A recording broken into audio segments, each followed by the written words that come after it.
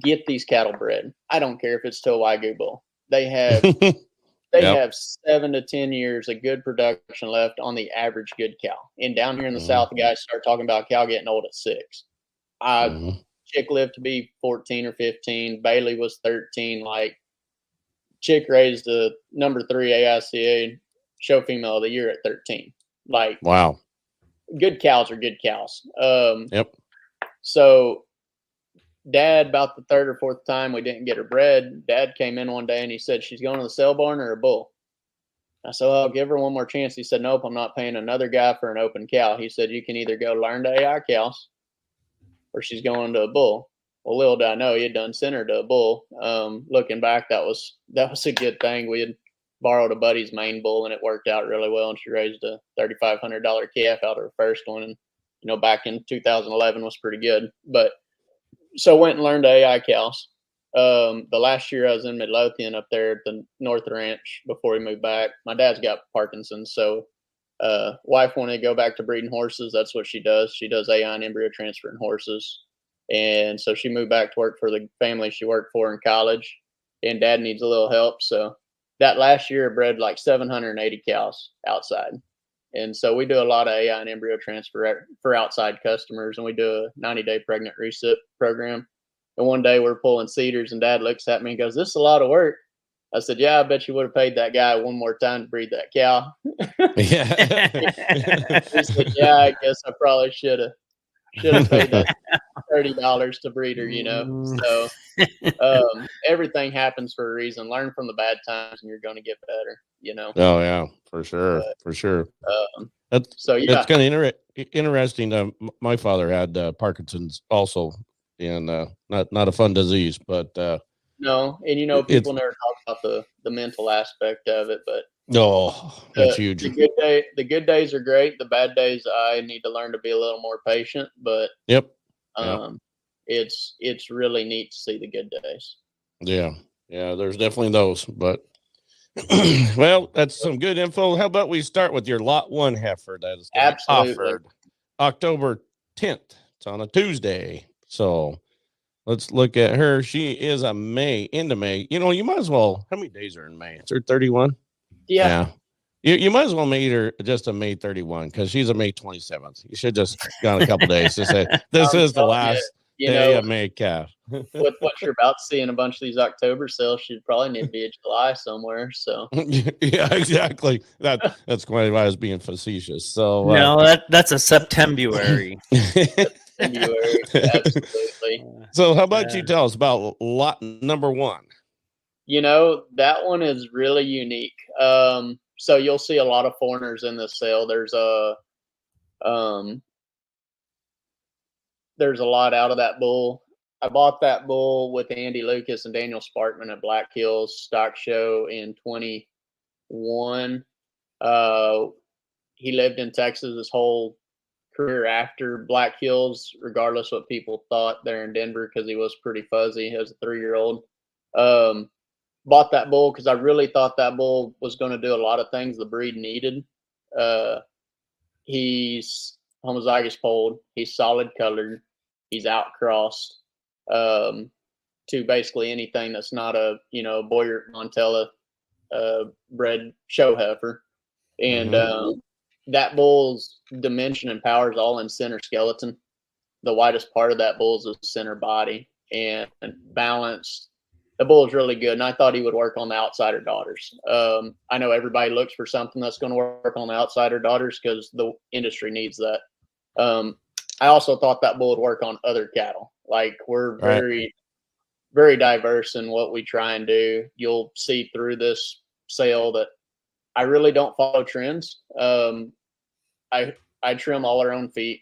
I trim a lot of outside feet. Feet is an absolute pet peeve of mine. If they don't have good feet, they don't live here. If they don't have good feet, I don't breed to them. And there's a lot of really high-bred, high-caliber bulls that maybe don't have the foot density that we need in the sand. Everybody wants to talk about big country, rocky country. You get bad-footed cattle in sand, and it's bad news. So going to this, though, I fell in love with a cow that Jordan Mack would have raised and sold in Denver.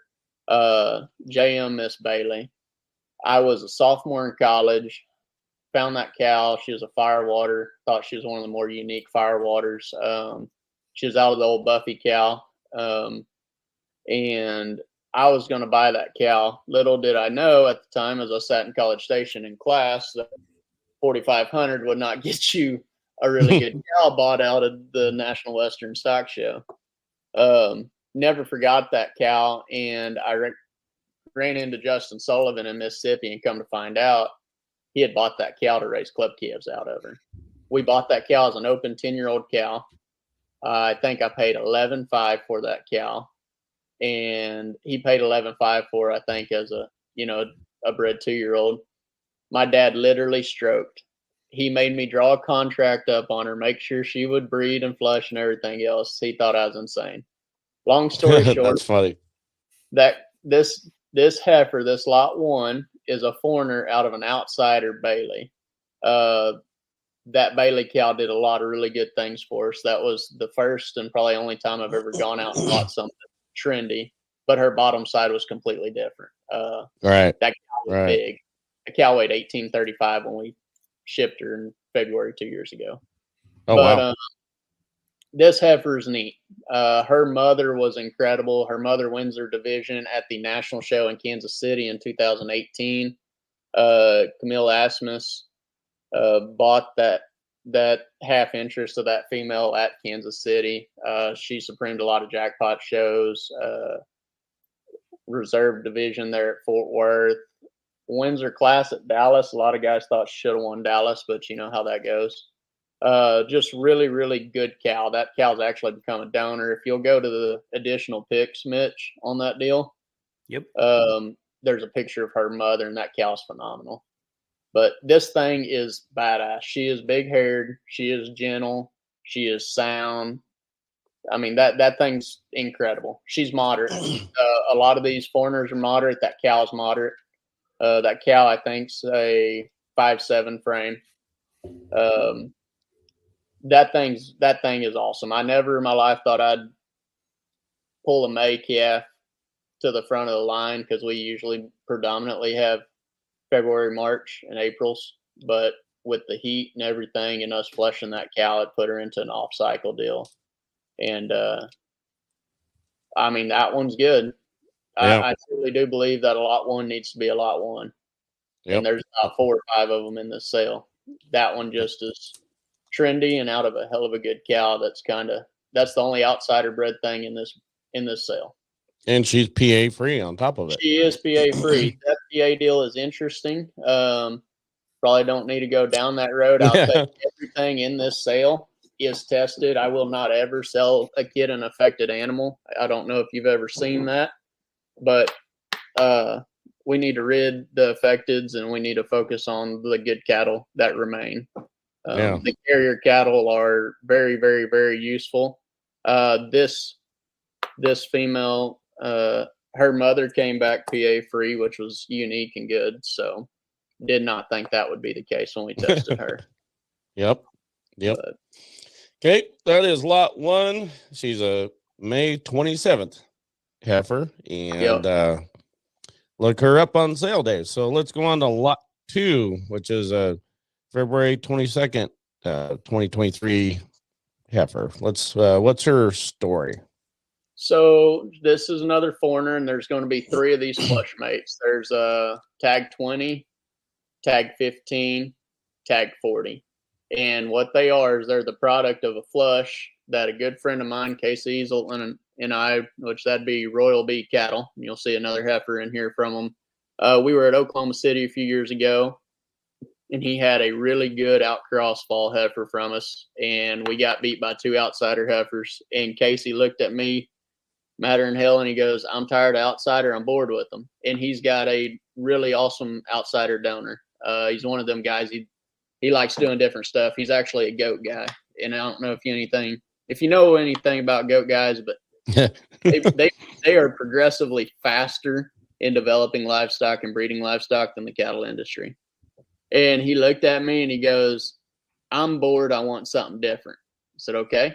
and he said, I want 2 cows. I want to flush the best cow in the country, and I want to find a cow that's different, and I want to make something of them. I said, okay. Yep. And I said, well, Mark Johnson's JoJo cow is selling a flush tonight, and the embryos on snow. Oh, and, in Denver. Well, that was actually Oklahoma City that year that they had the 2 of them. Okay. And I don't know, there's a lot of guys that may not know who JoJo is. JoJo's a firewater daughter out of a Cooley Jackpot son, or Cooley Jackpot daughter. Jackpot was like a prime cut, sure shot bred deal. And that cow was moderate before moderate was cool. And if you go look at her additional pictures, that cow's awesome. We actually saw her on the way to Nebraska last year. We stopped and laid over at Mark's, and that is the softest, soundest, burliest, most extended firewater cow I've ever seen. Like, she's kind of an anomaly for what she should be. Right. That cow probably rivals anything in the breed as far as consistently putting stuff at the backdrop for that Johnson family. I think there was 2 or 3 of them in the top 5 selections at junior nationals in Iowa in 2017 or 18. Ethan Prop's got a couple of those JoJo daughters. That cow's phenomenal. Really, really good cow. Yep. There's a lot of consistency, a lot of power. And so when he told me that, I said, go get it. And I'll tell you, he's one of them guys. If you kind of challenge him, he's going to go to it. We paid $29,000 for that flush. And I'm going to tell you right now, that flush will be paid for in 2 years. That's phenomenal. Yep. Lots of power, lots of future in that. So with this lot 2, what are the other full sib lots? That would be tag 15, which is going to be lot 9, and then lot 11. So lot 2, not lot 9, and lot 11, just different birth dates. So lot 2's February 27th. Lot 9 is going to be a May 17th. Yep. And lot 11 is a February 19th. And how that works is we put in a set of embryos for that guy, and then we bring them back and we preg check, and whatever's open, we set back up, and he's got 2 or 3 groups of calving. So works really good. That's a good set right there. So and that heifer in particular, those things are 3 different ones. That lot 2 heifer is one that I'm going to tell you is probably the combination heifer. Those cattle there at Casey's, he did the best job he could through the year. But I mean, when you don't have the vertical mixer and you don't have Randy Doonan as a dad that, runs things at quarter capacity through the worst drought in history, some of them things don't quite get the love at the front end. They've caught up, they fed well, they look really good. That lot 2 heifer's phenomenal, guys. I mean, that thing is a big red. It's incredible. She's sound. She's awesome. That's a really, really good creature. I should ask, are these all halter broke? Oh yeah, absolutely. Yep. So I got a little bit of breaking news on this bloodline. The J&J Angelina cow looks like a daughter of hers raised the Supreme Champion breeding heifer at the Arkansas Youth Expo for the Lee family. Oh, so, nice. Yeah, they I know they they purchased her out of the sale. Yep, and Kix Lee. Yeah, she looked good at Nationals. Carrie, I walked up there and looked at her. And, but I just seen that earlier today, and I'm like, you know what? Things are ringing in my head here. I know there's some to it, but so this would be basically it would be the Kix Lee heifer is out of a sister to your heifer that you're offering. Yeah, so sister, isn't that the picture where the he was hugging her? There's somewhere on Facebook where that was real cute. During the show, I think. Oh, okay. That was pretty cool picture, though. Yeah, that Lee family is really good people, really competitive. Phenomenal. They were one of the. They were awesome. They were one of the first ones to be. They were be on one of our podcasts. I think. Yep. Alan Lee was on the second one, I believe. Yep. Alan and I got to be good friends, and you bet. No, that was great. So look her up. That's lot 2. She's a February 27th PA free daughter of TR Miss Foreigner. So let's go on to all 3 of those JoJos are PA free, actually. Okay. So perfect. Lot 2, 9 and 11. Breeding options there. Yep. So let's go on to lot number 3 as another February born heifer, and she's got a little red factor with her. So let's talk about this one. So we, I kind of alluded to that Smart Chick cow, and what Smart Chick was, she was a WFR Smart Money, which would be West Fork Ranch, and a lot of people would know that Billionaire Bull. He was a fast track son. So Smart Money was a fast track out of a Wyoming Wind cow. And Jamie Fred, a good friend of ours that just passed here recently, would have raised Smart Chick's mom. And she was a prime cut granddaughter out of a Wyoming Wind cow. Smart Chick was had a shot of fast track, double bred Wyoming Wind with a shot of prime cut. Those cattle were really sound, really pretty. If you go to those additional pictures, you're going to see one of the coolest lineages that I've ever created. That cow, that Smart Chick cow, is going to be the older cow to the far right. And there's a daughter in this sale. Next picture there, Mitch. That's the Smart Chick cow. She's pictured as an open 10-year-old cow in the month of December. That cow got better with age as a 10-year-old, right here. 5-year-old. Yep. That's the Smart Chick cow. Yep. The neat part about them, and you'll see a chick daughter in the sale, those cattle were really sound, ultra sound, smooth muscled, gorgeous headed, and just awesome uddered, just really productive, like foundation cattle. The daughters, which you'll see some calves out of in this sale, including this one, have more shape. They're nickel more moderate, and they're just like the next generation type cow, we flushed Chick to like 14 or 15 bulls. That cow never missed. Everything from Firewater, Time Bandit, Letty Who Made Who, Ballman's Famous Bull. And we're sitting there, and actually Jamie gave me 6 units of cigar. He said, they got bad attitudes and I'm never going to use it again. I said, okay, well, if I ever sell it, I'll send you a check. And he said, okay. And he giggled and he goes, well, I'm sure you got a cow, you'll find a use on it. And so I was sitting there, Chick was up to flush, and I don't know. I just had a brain fart, didn't know what I wanted to do her to. And so I told my embryologist at the time, because we weren't flushing at the farm yet. And I told him, I said, hey, run down to the bull stud and burn a unit. Make sure it's good, because I'd heard some nightmares on the cigar semen. He calls me and goes, hey, it's good. I said, cool, dump all 5 units in that cow. And he said, are you sure you want to do that? I said, absolutely, do it. And that cow wound up freezing 11 cigars. We put wow. We put 2 in that year. We got 2 heifers. This heifer's mom, that Avanti donor of ours, brings 15.5 for half interest as lot 1 in our 2019 sale. Her flushmate sister brings 7,500 and goes to Dietrich and Bullock, and she's in Canada now, making a nice cow up there. We flushed this Avanti cow to that foreigner bull and got 23 or 21 grade 1s. Oh, wow. And we put a couple in, and we got this heifer, and we got a set of bulls.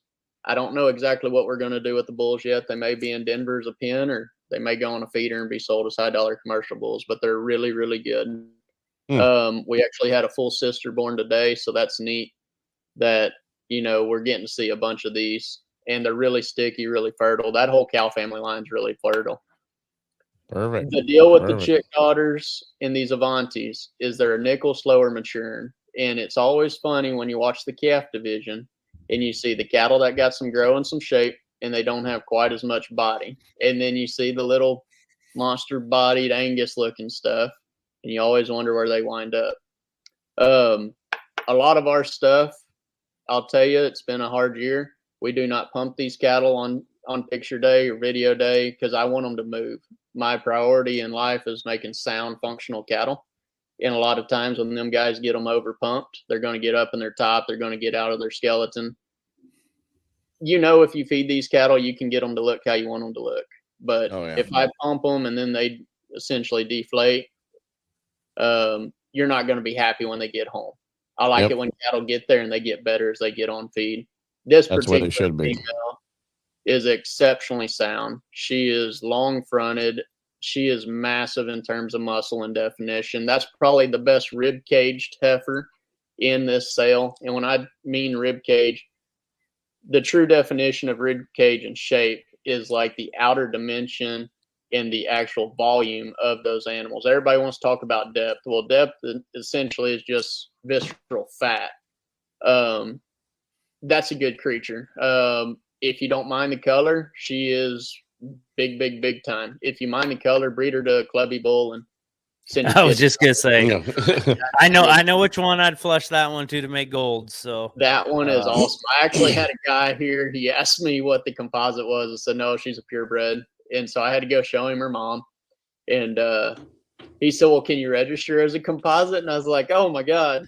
And going the other direction. Yeah, the things you get asked in Texas. And asked the kid that works for us, I said, man, I don't know if I need to take that as an insult or a compliment that we're asked to register purebred as a composite. No, you need to write it down because that might be the last time. So that is a foreigner cigar smart chick. No outsider, no ledger, no 641. No firewater, that predates firewater with the cigar. Knowing God we trust. There's a lot of really neat different pedigrees. The foreigner bull I didn't mention, he's a double vision out of Montella. So we use a lot of Canadian genetics in our cow herd, and they handle the heat fine. They slick off great. They feed incredible. The Canadian Association has it going on up there. Those are really good. They do a good job. Yep. Yeah. Yep. So that a couple of months ago, I actually told Devin, I was like, we need to find ourselves a little darker cow or heifer to raise some, smoky or gold colored calves out of. Well, one of the hottest sires on the market right now, In God We Trust, will pretty much throw away a white one, which is no problem because, they're starting to pick up steam, but it seems like they still like a gold one. If you could get a composite Charolais gold In God We Trust or a smoky one. So that was our thought. We're like, let's go with the red factor, but I don't know that the red factor quite have enough look to them yet to maybe raise a steer. I think you could do a composite heifer out of them. Just because, you get a little more cowy to them. They'll do just fine, but the steer's got to have that look. So they do. And that thing's going to have some grow, boys. I'm telling you, we don't like putty midgets down here. I know that's the thing in Texas, but we're very fortunate that we cross the Red River and come see you boys up north, and they got to be good cattle. We still sell cattle by the pound if they don't make it into the ring. So there's a lot to be said for that. So look her up on sale day. That's a red factor lot number 3. So how about we go on to lot number 4 as April 21st, St. Christopher daughter. Yep. So this one's pretty neat too. This is going to be another Bailey granddaughter. Her mom is a rhinestone out of that Bailey cow. So a rhinestone firewater cow that we sold a family. She was second at class in Iowa. She actually reserves Heart of Texas later that year. Or she was second in class at the Iowa Junior Nationals, and that family reserves Heart of Texas Day 1, wins Heart of Texas Day 2 with that female. That young lady graduated, needed a little money for college. A good friend of ours, Kevin Ferguson, and his daughter Bailey bought that cow, and she had a foreigner bull calf last year. Calf weans off at 810 pounds, which in Texas is insane. We don't see those kind of weaning weights. If we're weaning at 650, 700, we're doing good. Yeah. Cow does a phenomenal job. Ferguson's had that number 3 AICA show female of the year. Named was Caddy Like Chick. We called her Katniss. She was a St. Christopher out of the Smart Chick cow, and the Fergusons loved her. And so Kevin basically begged me to breed that cow to St. Christopher for him, and had some semen in the tank that Doug and Doug Thurnow and David Skeens had donated to some of them juniors, because we breed so many junior cattle outside of our herd.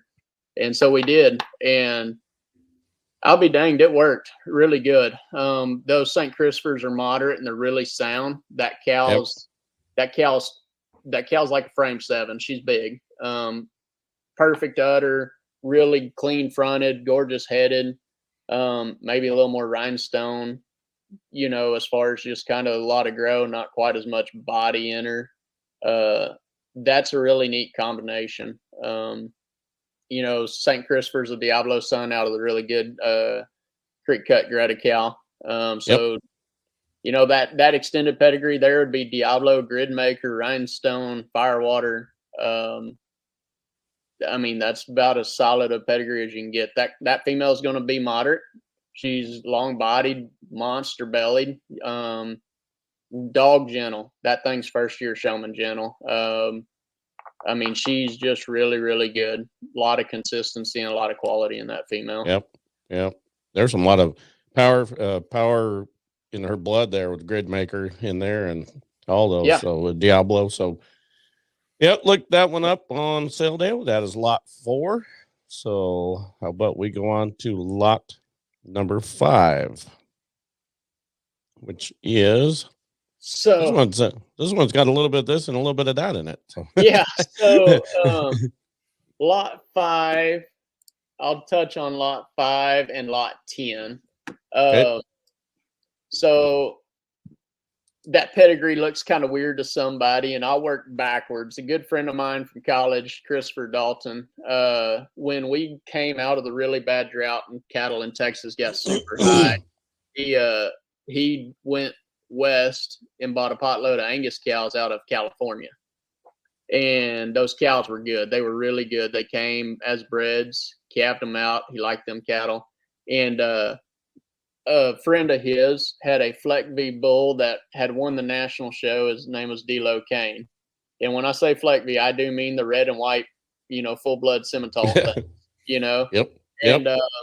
And Toph called me and he goes, "Hey, I'm going to turn this bull out on them black cows." And I said, "Good Lord, don't do that. Don't do that." And he goes, "They're going to make good cows. If nothing else, we'll put embryos in them." I said, "Okay, do it." Well, little did I know that those Angus cows he bought were some of the highest pedigreed, prettiest cows he could find out of California. He just didn't want to tell me that at the time. And he made a bunch of Fleck V Angus cows that are just flat incredible. Oh, wow. And so we put embryos in them cows, and he actually raised the Rock Candy bull. His picture's down in the sale. We're selling semen on him. That bull has a neat story in itself. So we had a set of Turton 9509 daughters that Chris Polzine had sent down for us to sell in one of our fall-born sales. And told Toph, I said, "Hey, buy lot 8.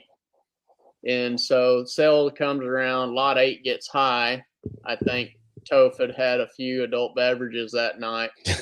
Well, and if you'll notice, these numbers are high tag numbers, 43, 40, 35, or 30, stuff like that, because I used to tag them in sale order. Well, we got out of order in that group. And so like lot 8 was tag 7 and lot 10 was tag 8 type deal. Well, he bought the wrong heifer. Oh, no. He bought the July and not the October. And so he called me. He goes, "Well, she is cheap. I'll make it work." And I said, "Man, I just don't know if she's quite sound enough. Like, she was kind of harder on her pasterns, like some of those Turtons could be out of power cows." And he goes, "Oh, it's fine." Kid shows, he lets the neighbor kid show her. She did all right, but she was always called out for her ankles. And so we really didn't feel like AIing her or doing anything overly special. Well, I needed a bull. Buddy of ours, Andy Lucas, which is one of the partners in Foreigner, had a bull sale, and he had bought a bunch of cows from Troy Thomas's bred cows. And there was this little bitty, geeky, square-hipped, just little steer-looking Charolais bull. And we get him bought out of the sale. And come to find out, that bull was a rhinestone Wrangler prime cut. And so I went and looked at his mom because I thought the bull was pretty neat. Little did I know I show up, and this is the little, dinky little horn Charolais cow, first calf deal. I was like, oh, God, what'd I get into? So we used that bull, and I'll be danged, we called him Stone. That bull that year in his first calf crop wins 6 divisions, like 13 prospect shows, and raises rock candy. Oh, wow. Well, Toph calls me and says, hey, Candy had a calf. It's like 50-pound bull calf. I was like, well, shit, you ain't going to be able to do much with that. He said, yeah, I guess we're going to feed him and ship him. Well, he forgets about him on feed. And he calls me. He's like, hey, this bull looks really good. I'm going to turn him out on heifers. And I'm like, I don't even know what bull you're talking about. And he was like, well, Rock Candy. I was like, who's Rock Candy? And I'll be danged. In that bull's first calf crop, he raises the Division II champion composite female at Nebraska, Reserve Division III composite female at Kansas City, and the first 3 fallborns we sell that year are out of first calf heifers in this Rock Candy bull. I'm like, hey, we got something. And that bull never slowed down. That bull, when we turned him out on cows this spring, weighed 2,100 pounds. He's a 6.5 frame. And the biggest calf we've ever had out of him ever is a 82-pound bull calf. Perfect. I mean, just, you guys talk about like those bulls don't have to have 1,600-pound yearling weights. They don't. Yeah. That bull had like an 1,175 yearling weight. But I'll tell you right now, you turn him out on a good set of cows, and they're going to do it. Very unconventional, but that mating right there is literally a Cavanese promotion sire that we now own. We went back and bought that bull because he kept so many daughters out of him and has his mother and runs a half brother. He got kind of tied in, so we bought that bull. We've sold quite a bit of semen here recently, and you'll see in the video that bull does awesome job in terms of making those things prettier, sounder, bolder, square. And I think there's a lot to be said on a bull that can be used on Fleck v. Angus and make show heifers out of them. Those heifers aren't halter broke. They've never been washed. They need to be dehorned. They got here late. So those heifers have been loose rinsed 2 or 3 times. We run them through the chute. We blow dried them. I hit them with a set of big shears, and we kicked them out. They will be halter broken, dehorned before they go to their new house. But what I'm saying is, boys, if you like anything in this set of cattle, it was 109-degree heat index the day before we pictured. Wow. We washed the cattle at 7:30. We got done picturing at 3:30 that afternoon. They weren't out on feeders. They weren't pumped. They aren't hairy. Like, these cattle are going to get better. So, yeah, the composites in this sale are out of our Cavanese bull and Fleck v. Angus cows, and they are silver baldies and really neat. So, yeah, there you go. That's lot 5. There's a lot of story on that one. She is a Charolais composite, and she is PA free too. So Daniel Walsh did our pictures, and he was kind of intrigued at the fact of how our mating is. It's kind of just a little all over the board. Yep. Let's go on to lot number 6, which is April 5th heifer. So yep. And she is a foreigner out of a different Smart Chick daughter. So Chick's Eve is a Fred 0419 daughter, which was a Maximo Profit bull, another fast track bred deal. We had a lot of luck with our fast track cattle. We didn't keep many of them, but the good ones were good. They did have a shot of color. That's where the sand color and a lot of these cattle come from. Cool story. Real quick, this Chick's Eve cow is a 3/4 Sid to that Lover Girl donor of the Roars that just raised the champion female at Kansas State Fair. Okay. Yep. That is the densest, thickest haired female we've maybe ever raised, but definitely in this sale. Ultrasound, really broody, really stout, way pulled apart. I mean, that thing's just really good, really just lots of breeding potential in that female. Yep. She's got that right now, but she's going to get there. I'm telling you, she'll get there. She's got that good brood cow look to her in the picture here. So I think she'll be a good one. So, yep. And she is April 5th heifer. So look at her up on the 10th. That is lot number 6. Okay. How about lot number 7? 7. So I was telling you about Casey earlier, and he wanted me to find him 2 cows. We flushed JoJo, and then we bought the pick of the Wagon Hammer Ranch at Denver 2021. We went up there, met with Joe Epperly. Wagon Hammer does an awesome job. Mitch's uncle, Myron, ran that Wagon Hammer Ranch for years, did a phenomenal job. I will tell you, I never in my life thought we would get in the truck, drive to Nebraska and bring a Wrangler daughter home. Casey fell in love with that thing. That cow's a Wrangler out of a Bridger. And I mean, I went up there and I knew there was Z610 and U621, and there's all these famed donors. And Casey told me, he said, we spent the money we spent. I'm going to find a good young cow that nobody else has. So I can't argue with that. And I'm telling you, them goat guys, when they find one and tie into one, they're rarely wrong. All right. And I rode all the way back to Texas thinking, good Lord, we just come up here and got a Wrangler daughter. And watch the video. Look at that thing, study her. She's young, in relation to those other ones of him, or from those guys being February's. But that thing's awesome. Like, that thing is really, really good. If there's a sleeper in the sale, it's her, because she's got a different pedigree. Nobody's probably waking up on October 10th thinking I'm going to buy a foreigner Wrangler. But that thing's going to generate big dollars for somebody down the road. I think Wrangler is kind of a underrated bull, in my opinion. I'm going to tell you, he's the most misused bull. Yeah. Because all the guys that used him on first calf heifers as a Cavanese bull, they threw him away way too soon. Yeah. Yeah. I really like the hip structure in them. One of our best cows, producing cows, is a Wrangler daughter, and she's got a ripping February heifer on her right now that probably should have put in the show pen, but so there's something to be said to it, especially if you breed them right. So and that thing she's sound, free moving, up headed. She's awesome middled. I mean that thing's good.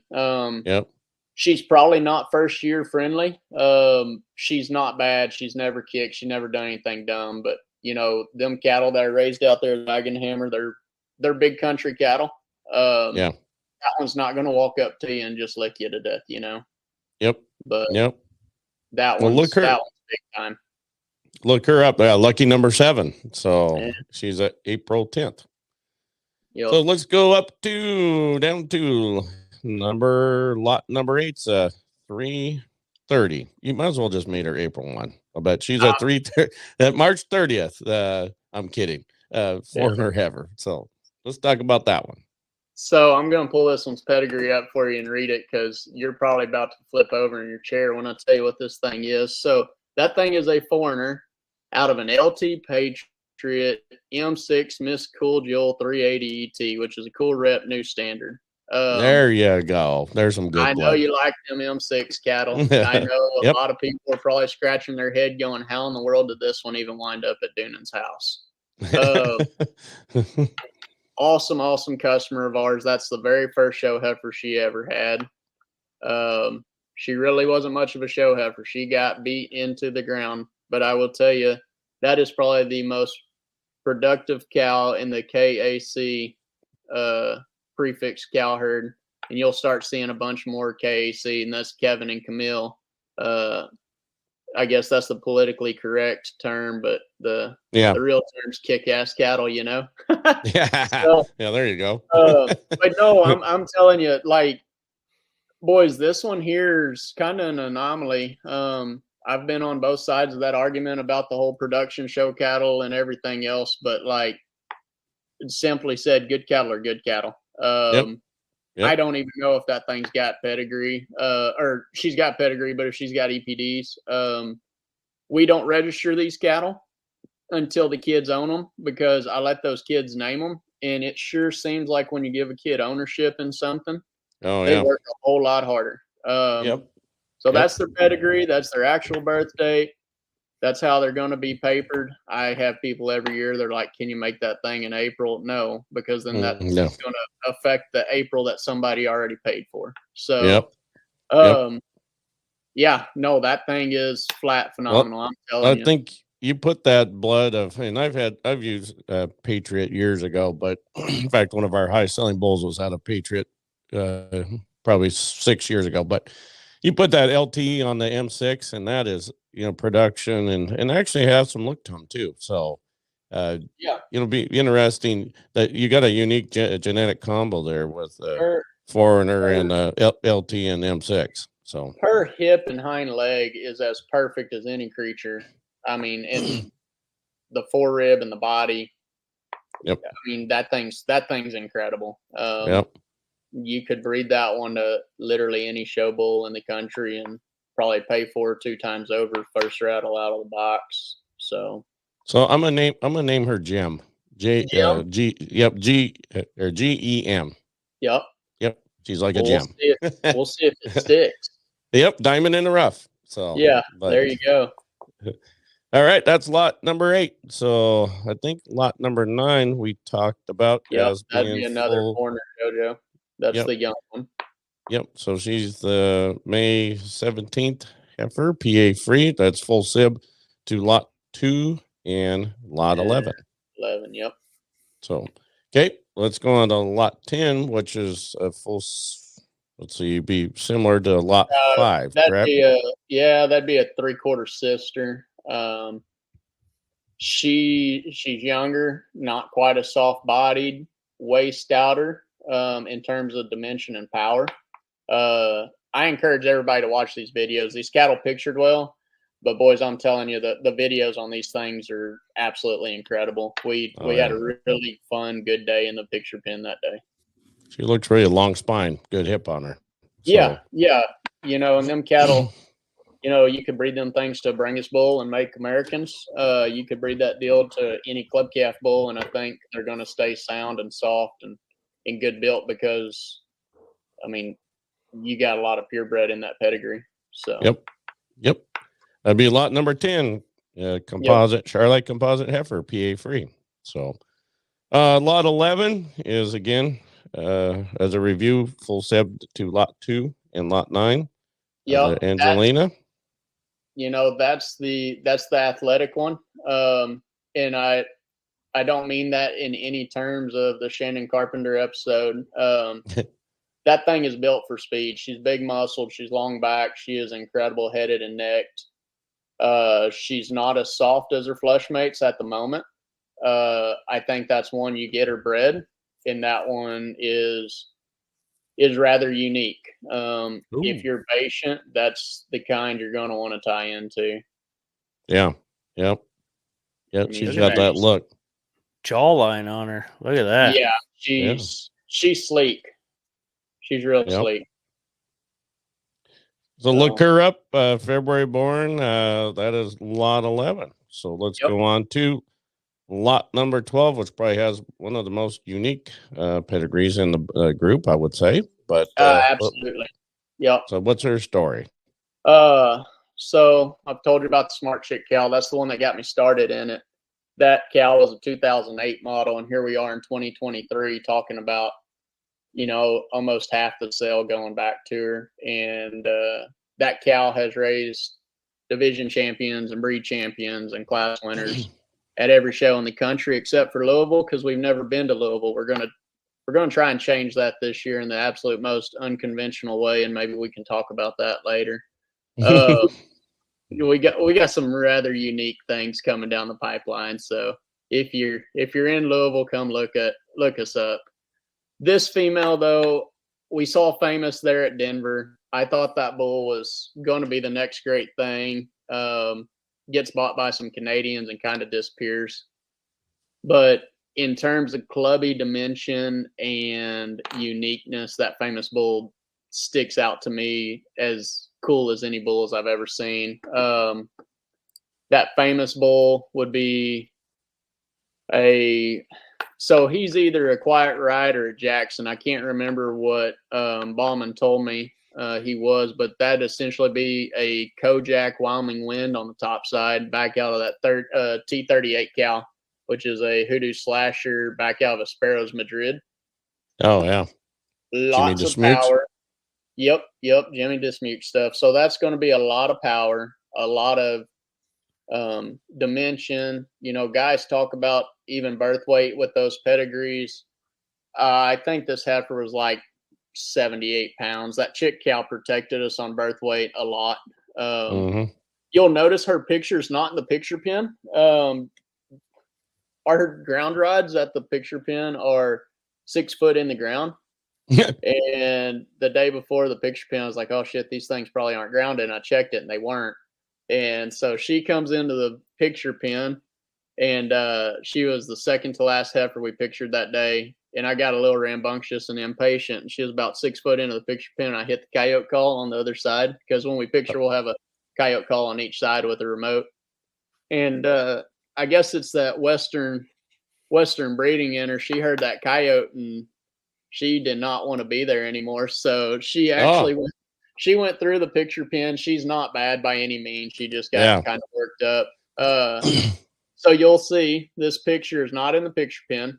That is in a feed lane where we trap cows. That dirt is as hard as concrete. It's unlevel. She crushed her tail head. When she got out of the picture pin, she got into the set of about 20 recips. Is like 105 heat index. So we just finished out picturing.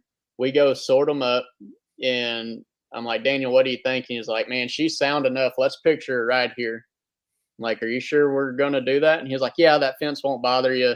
That heifer's good. You need her in the sale. So that being said, she hit the guy picturing and videoing these things hard enough that we pictured and videoed her in a feed pen with a crushed tail head after she had been out in the pasture with about 20 recips on 40 acres. Oh, geez. She's incredible. That is the definition of outcross to all the fancy stuff right now. Old school foundation breeding. Yep. I mean, that thing is cobra necked and soft bodied. She's like most of those chicks. She's going to be a little flatter, a little less dimensional than those chick granddaughters, like I've told you. Yep. But I'll tell you, I'm telling you that because that one right there is going to make a big time cow.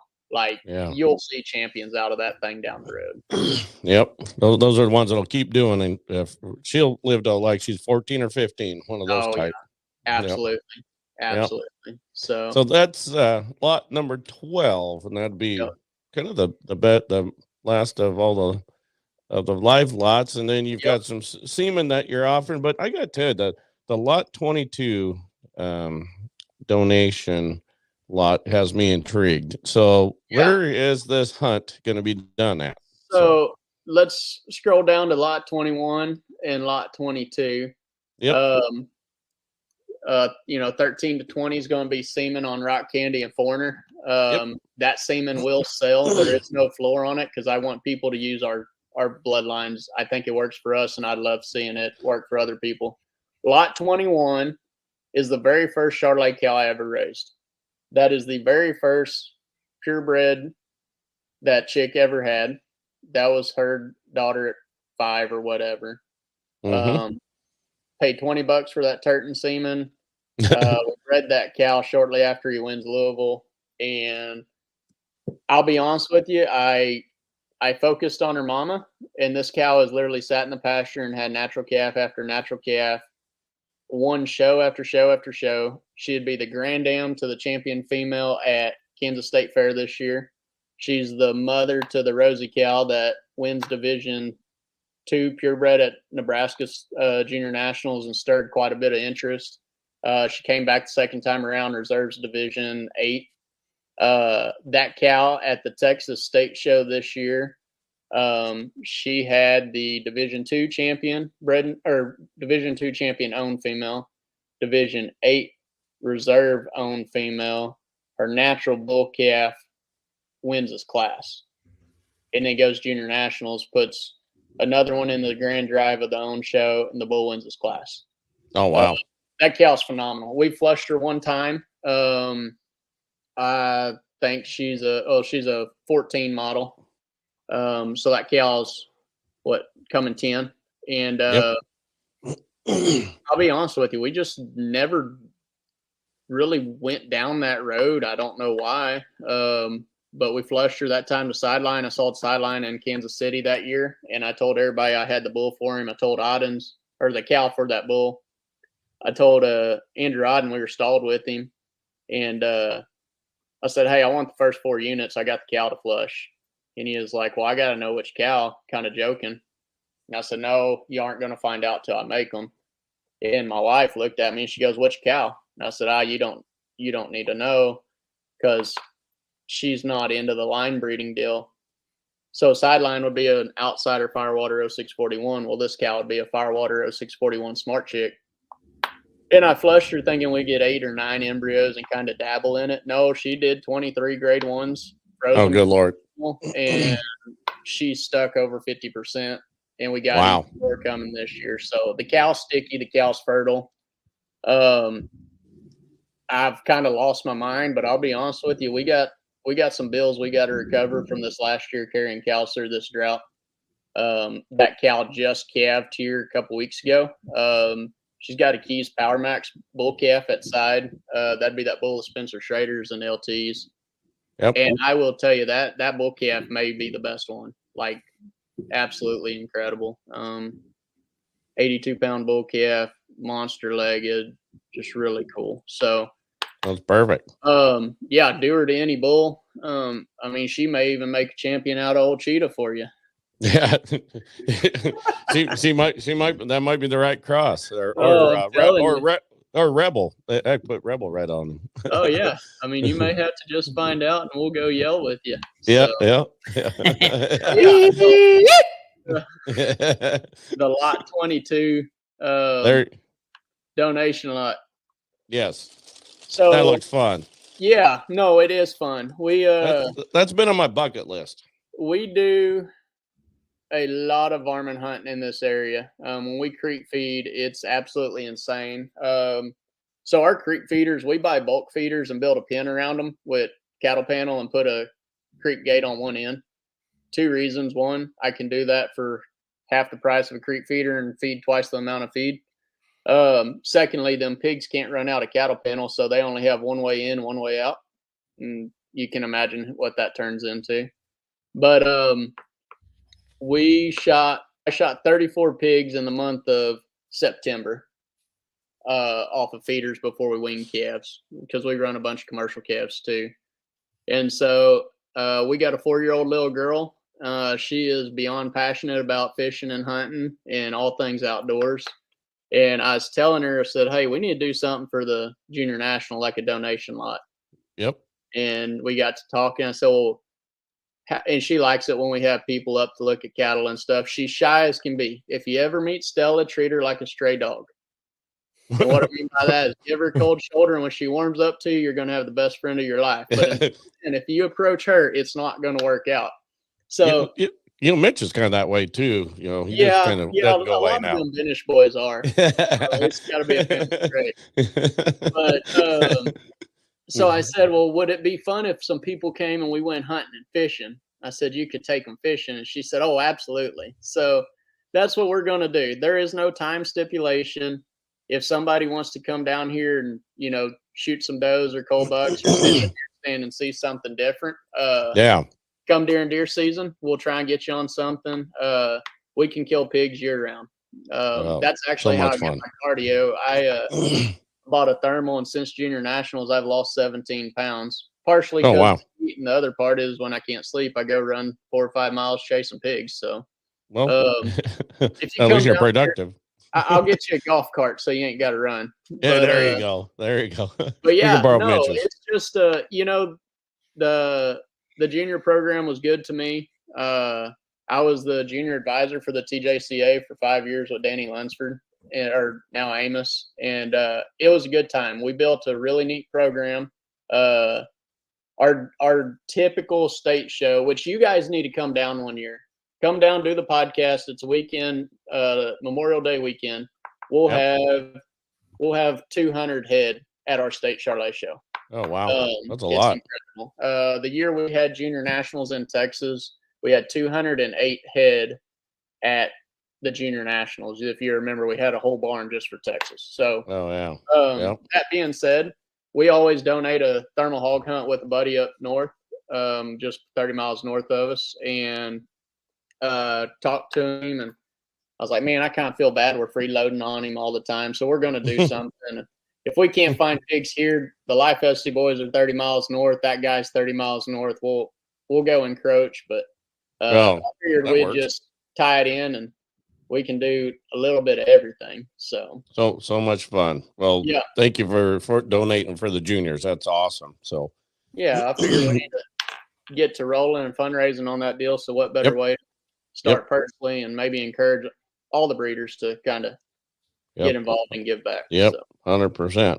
So that's a good snapshot of your sale. They'll be on SC Online Sales October 10th. Coming here real soon, Doonan Cattle Company of Texas. So make sure and reach out to Kevin if you got any questions. I'm assuming you got a phone number, Kevin, if you wouldn't mind sharing that. Yep. So phone number is 979-820-4388. You can follow us on Facebook, Doonan Cattle Company. You can call, text, preferably not smoke signals because we'll think it's a fire this year. But or like let's talk Charlie. I don't know if you saw that the other day. Somebody had posted a bull and they said that the rear wheels are touching so bad it gets spark and start a fire. I don't know if you guys saw that, but I was that's Braden House. I don't remember who said it, but I was cracking up. So anyway, well, thank you very much, Kevin, for being on with us, and I think that's kind of a wrap for your special sale. So I appreciate it, and there's two guys I'm gonna send a shout out to. Daniel Walsh with Tried and True Photography did our pictures and videos.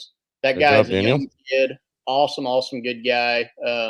He's a joy to work with. He pictured a set of donors for us. The Valentina cow and the Vonti cow. I just felt like I wanted pictures. He was in the area, and they turned out good. And then I had him come picture donors and stuff in that rock candy bull for our genetic sale. And down here in Texas, A&M, there's a saying that, if it happens twice, it's a tradition. And so we figured we might as well start a tradition with that guy and have him do our sales. And he did Kevin Benish's, Nate Yellowneck's, and mine all in the same weekend. So that's Nebraska to Texas, got them done all on time. And I would encourage you to go look at Nate Yellowneck's and Kevin Benish's sale. The quality's phenomenal. The kid is as good as it gets. That's awesome. And then, Kevin Ferguson, if you follow our Facebook, Top Line Artistry, you guys would have seen him do a painting there at Nebraska Junior Nationals. Yep. He does some graphic design, leather work, stuff like that. So follow the Facebook page. He'll be doing a bunch of those updates and designs, and so DJing. He DJs at Junior Nationals. Yeah, he tries. Sometimes we kick him off, but he ain't bad. He got some mojo going when he's listening to music. He does. You can tell when he's running the radio. You can tell he's good. You can tell it's a little louder and sometimes a little clear, but ice baby. Oh yes, yes. So, I do have to say, Kevin, I've actually been to A&M. I think 3 or 4 years ago, Cora and Bridget and I went down. Cora actually had a rodeo scholarship to go go rope at Texas A&M. So we went and toured it, and it was in the end of July, and it was like turn anybody away. Oh, well, we've talked about heat index. I didn't realize that there was something when you stepped outside. It was like a sauna. I was like, Cora, this is a bit much, but. It was a good trip. I'm glad we did it. And then COVID there, that 2020, all that BS hit, and she lost that opportunity. But she did have the chance to go to school there. So, but I'll leave good area. This thought. We had 74 days over 100 actual temperature this summer. Hell no. We saw 100. We saw sustained 118-degree heat index for 9 hours one day. So when I tell you these cattle have been through hell and back, yeah. This, they are on Chapter. That's where we get our body. That's where we get a lot of quality out of it. But boys, these cattle are only going to get better.